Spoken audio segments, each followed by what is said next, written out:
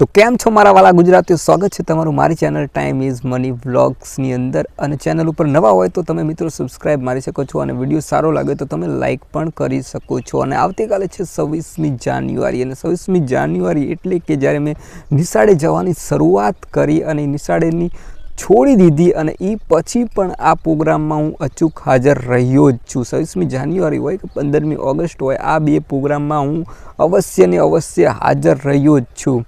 એક પણ પ્રોગ્રામ મેં ક્યારેય મિસ નથી કર્યો। અને આ પ્રોગ્રામમાં જયા પછી હું શું શીખ્યો છું અને સ્કૂલમાં જવાથી હું શું શીખ્યો છું અને આજુબાજુના જે લોકો જોડે મળીને મારો અનુભવ શું છે હું તમને તમારી સાથે શેર કરવાનો છું। એટલે કે જે મને ક્વેશ્ચન મૂંઝવે છે, જે પ્રશ્નો થાય છે મને, એ પ્રશ્નોના સવાલના જવાબ મને નથી મળતા એટલા બધા અચૂક જે મળવા જોઈએ એ નથી મળી રહ્યા। એટલા માટે હું તમારી સમક્ષ આજે આ વિડીયો લઈને આવ્યો છું અને કદાચ હું આશા કરું છું કે મારો વિડીયો તમને પસંદ આવશે। કદાચ મારી ભૂલ પણ હોઈ શકે તો તમે કોમેન્ટમાં કહી શકો છો, પણ જે મને પ્રશ્નો થાય છે એ મારે જરૂર કહેવાતા હતા।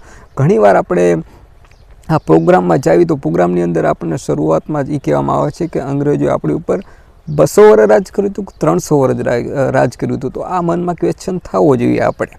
તો આ શું તમને ખબર છે? તો તમે નીચે કોમેન્ટ કરીને કહેજો મને કે 200 વર્ષ અંગ્રેજોએ રાજ કર્યું હતું કે 300 વર્ષ રાજ કર્યું હતું।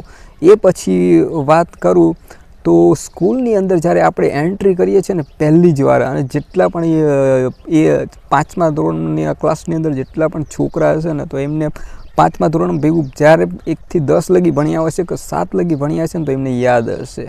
આનું નામ છે એકતા, આનું નામ છે નિશાળ, અને નિશાળથી એકતા વધે એ આપણે સમજવું જરૂર છે। પણ ગેટની અંદર જેવા જઈએ, એ આ મારો પહેલો પ્રશ્ન થાય છે કે ગેટની અંદર જેવા જઈએ છીએ, પ્રોગ્રામ જોઈએ છે ત્યારે આપણી એકતા વધી જાય છે, પણ ગેટની બહાર જેવા જઈએ છીએ ત્યાં આપણી અંદર પાછી સમાજવાદી રૂઢિ અને રીત રિવાજવાળા નિયમો આપણી અંદર ઘર કરી જાય છે। તો નિશાળમાં આ પ્રોગ્રામમાં જવાથી મારા ખ્યાલ મુજબ આ બધું આપણે છોડવું જોઈએ। એટલે પહેલો પ્રશ્ન તો મને આ થાય છે કે આ કેમ આપણે એકતા નથી।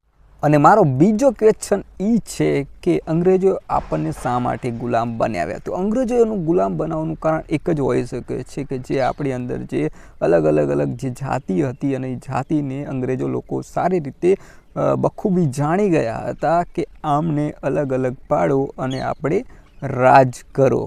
અને શું આ 2024 આવી ગયું છું, 21મી સદી આવી ગઈ છે અને છતાં હજી આપણે જો ન સમજી શક્યા હોય તો હજી શું આપણે બીજા કોઈ લોકોને આવી જ રીતે રાજ કરવા દેવા છે? તો આ પણ મને એક ક્વેશ્ચન થાય છે। ત્રીજો ક્વેશ્ચન મને એ થાય છે કે નિશાળની અંદર જે સરસ્વતી માતાનો ફોટો હતો એ રાખવામાં આવતો હતો અને કહેતા હતા કે સરસ્વતી માતા એટલે કે વિદ્યાની દેવી છે। તો મારા મમ્મી અભણ છે અને મારા મમ્મીની ઉંમરના જેટલા પણ મેં સ્ત્રીઓ જોયા છે એ લગભગ મારી ફેમિલીમાં અભણ છે અને બહાર પણ મેં જેટલા પણ જોયા છે એ સ્ત્રીઓ અભણ છે। અને રાજસ્થાનની અંદર પણ ઘણું બધું સ્ત્રીઓમાં સાક્ષર દર ઓછું છે અને ઘણી જગ્યાએ કદાચ રાજ્યની અંદર ઘણા બધા રાજ્યો એવા છે, MP કે ત્યાં પણ કદાચ સાક્ષરતા દર સ્ત્રીઓનો ઓછો હતો।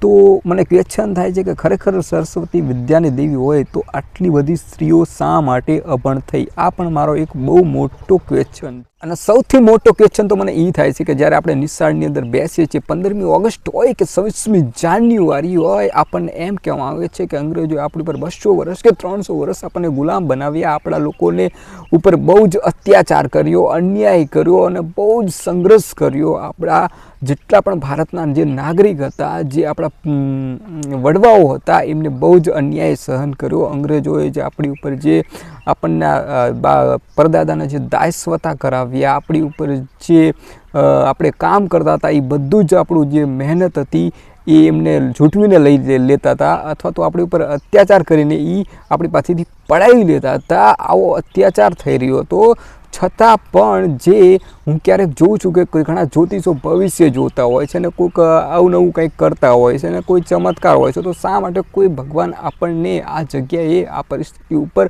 બચાવવા ના આવી શક્યો? અને શહીદ ભગતસિંહ જેવા વીર સપૂતોએ આપણને આ આઝાદી અપાવવામાં બહુ મહત્ત્વનો ભાગ ભજ્યો, એ પછી મહાત્મા ગાંધીજી પણ કેમ ન હોય? એટલે આવા વીર સપૂતોને જવું પડે। તો મને એ પણ ક્વેશ્ચન થાય છે કે શા માટે આ ચમત્કારને આપણે વધારે પડતો બઢાવો આપીએ છીએ? એ પણ એક મારા માટે બહુ જ મોટો ક્વેશ્ચન। ક્વેશ્ચન નંબર 5, ત્યારે પણ હું સ્કૂલની અંદર પણ જ્યારે નિશાળે જતો હતો ત્યારે પણ અમારી નિશાળમાં તો આ શબ્દ બોલાતો હતો કે ભારત માતા કી જય, એટલે કે આ નારો કહેવાતો હતો કે ભારત માતા કી જય. અને અત્યારે પણ હું કહું છું કે ભારત માતા કી જય.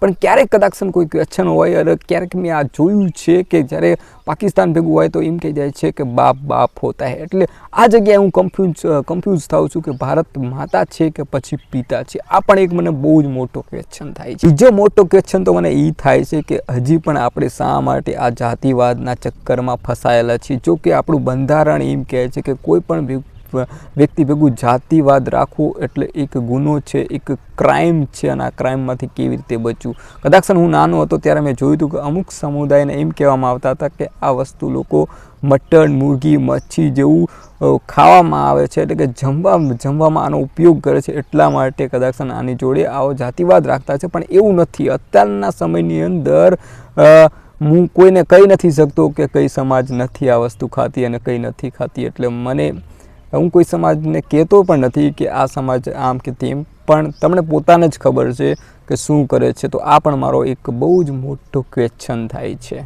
કે આ વસ્તુ એક સમુદાયને જ કેમ ટાર્ગેટ કરવામાં આવે છે. અને આ સમાજમાં કદાચ મેં નકરું વેજ ખાવાવાળા પણ જોયા છે, એટલે કે શાકભાજી જ ખાતા હોય એવા પણ જોયા છે, જે ઉપવાસ કરતા હોય એવા પણ જોયા છે, અને ક્યારે જિંદગીમાં હાથ પાણીને ના અડાડો એવા પણ મેં જોયા છે. તો એકને મંદિર પ્રવેશ ને બીજાને મંદિર પ્રવેશ ને એ એક બહુ મોટો ક્વેશ્ચન થાય છે. મને પણ સૌથી વધારે મને સ્કૂલ ગમે છે, કોલેજ ગમે છે, હોસ્પિટલ, હેલ્થ બધાની સારી રહે. ભારતના લોકો હોય, ગામડાના દરેક લોકો હોય, એટલે ભારત એટલે બધા જ નાગરિકની વાત આવી ગઈ છે.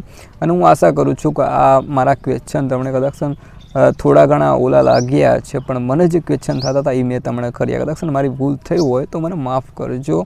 અને 26મી જાન્યુઆરી અને 15મી ઓગસ્ટ અચૂક નિશાળે જાજો. અને આવા કાર્યક્રમથી જ તમે શીખજો કે ભારતની એકતા કેવી રીતે વધારવી. જય હિન્દ, જય ભારત.